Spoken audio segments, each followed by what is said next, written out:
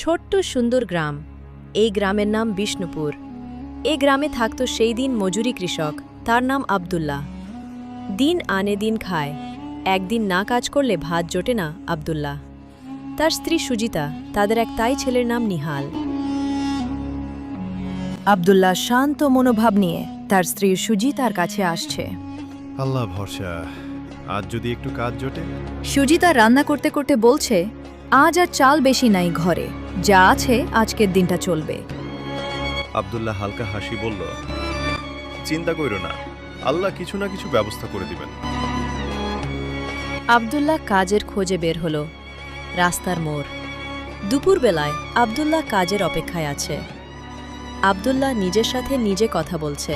দিন যায়, দুঃখ যায় না, তবুও থামা যাবে না।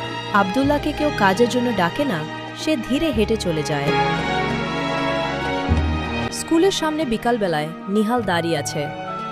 স্কুলের দিকে তাকিয়ে নিহাল মনে মনে বলছে, ইস, আমিও যদি স্কুলে যেতে পারতাম তাহলে অনেক মজা হতো।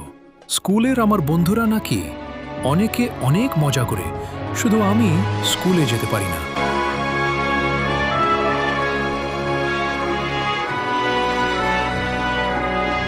সুজিতা আব্দুল্লাহকে বলল, দেখো, নিহালে বাবা নিহাল তো বড় হইতেছে, স্কুলে দিলে কেমন হয়? আব্দুল্লাহ দীর্ঘশ্বাস ছেড়ে দিয়ে বলল, মন চায় তো, নেহালের মা কিন্তু খরচের কথা ভাবলে বুক ফেটে যায়। নিহাল চুপ করে তার বাবা মার কথা শুনে সে বলল, আমি স্কুলে পড়ব না বাবা, আমি না পড়লেও চলবে বাবা।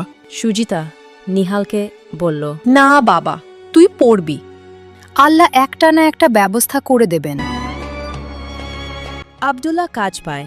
তার সহকর্মী সাদ্দাম, তারা দুজন এই মাঠে কাজ করছে। কাজ করা অবস্থায় আব্দুল্লাহ হঠাৎ করে তার পায়ে আঘাত লাগে। আব্দুল্লাহ মাটিতে পড়ে যায়। তার সহকর্মী সাদ্দাম তার কাছে দৌড়ে আসে, দেখে তার পায়ে আঘাত লাগছে অনেক। তাকে জাগানোর চেষ্টা করে, অবশেষে তার জ্ঞান ফিরে।